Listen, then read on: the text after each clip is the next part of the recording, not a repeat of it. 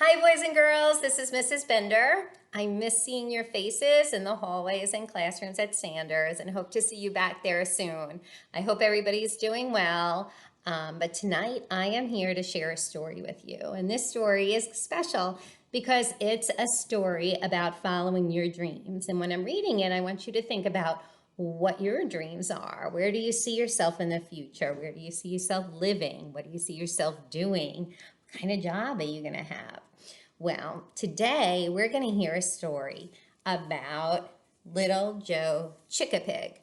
And this story is about him following his dreams. But first, what in the world is a chickapig? Because I've never heard of one before. Have you? Well, a chickapig. The word is actually a noun, and the plural noun is chickapigs. And it means an animal hybrid that is half chicken and half pig. Have you ever seen a chickapig? I have.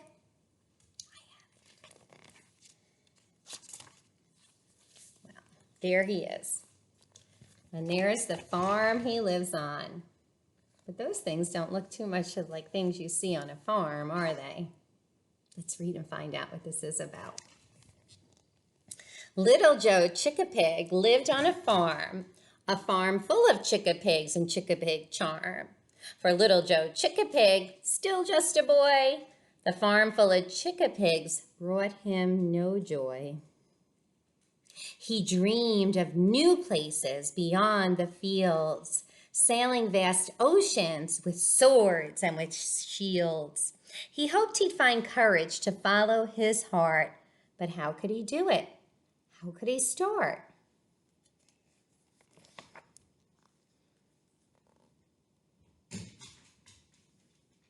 The Chickapig farm was all that he knew, with its crops and fields and cows that pooed, and birds and bees and horses and goats. Why was he dreaming of castles and moats? Oh, I wonder who this is.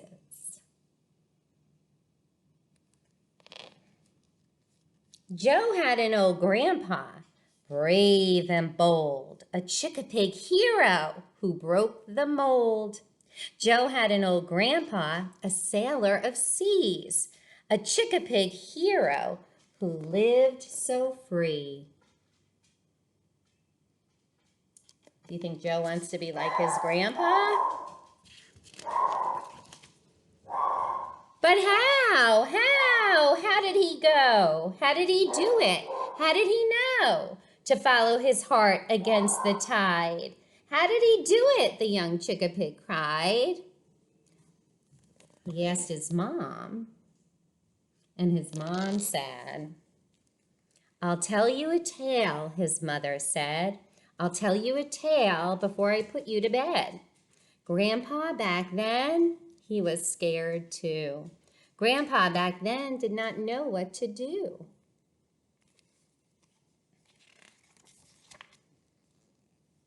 Grandpa had heard a story told of a great big bear who broke the mold. The bear was tired of striking fear in all who saw him, all who came near. The bear had learned quite a skill to heal the sick and those struck ill. So the bear didn't like that all the animals were afraid of him, and he wanted to do something to help sick people.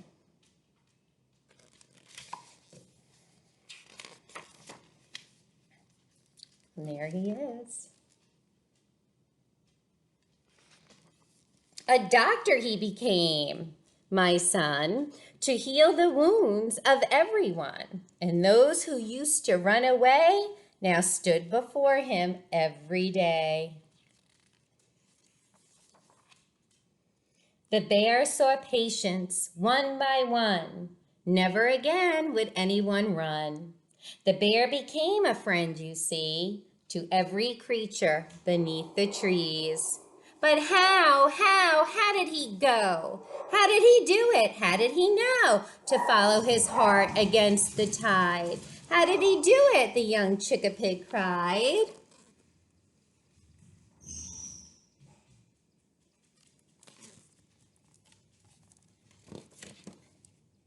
The bear found courage from the strangest place. He heard of a mouse who went into space.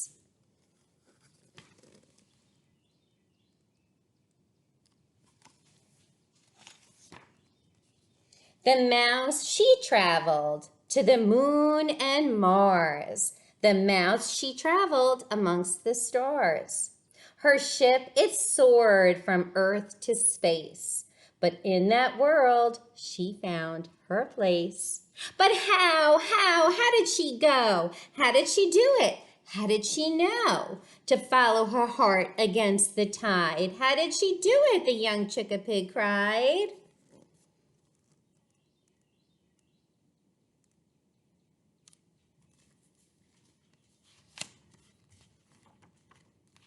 The mouse? Oh, she heard a story told of a fierce young dragon, brave and bold.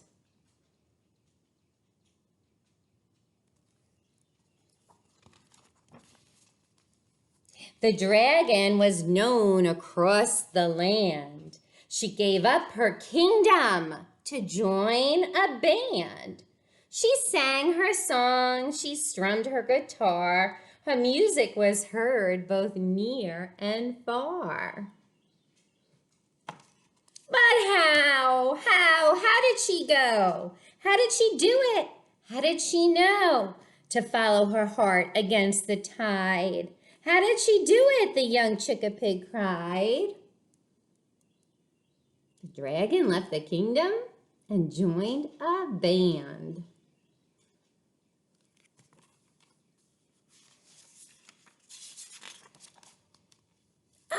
Oh, here's how. There was a warrior from that land back before the dragon's band.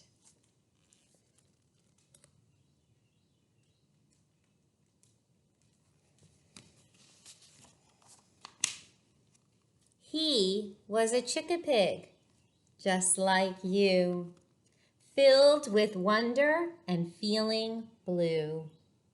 Tired of shields and swords to wield, he laid down his weapons and planted a field.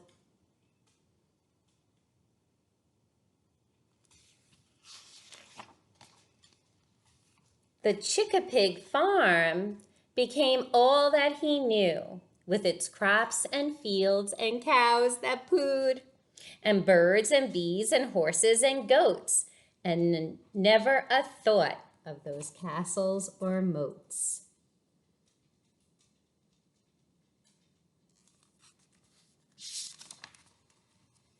Now, Joe, my child, I hope you will see, follow your dreams, whatever they be. And one day in the future, when you are old, your very own story just might be told. The end. And that is the story of Little Joe Chickapig. And that was written by Brian Calhoun. And I hope you enjoyed that story. And I want you to think now of your dreams and where you see yourself in the future. And maybe you could write that down and you could type it and send it to your teacher and I can read it. I'd love to see what your dreams are and where you see yourself in the future. So I hope you enjoyed this story. I hope you are doing well and I hope to see you soon. Bye-bye.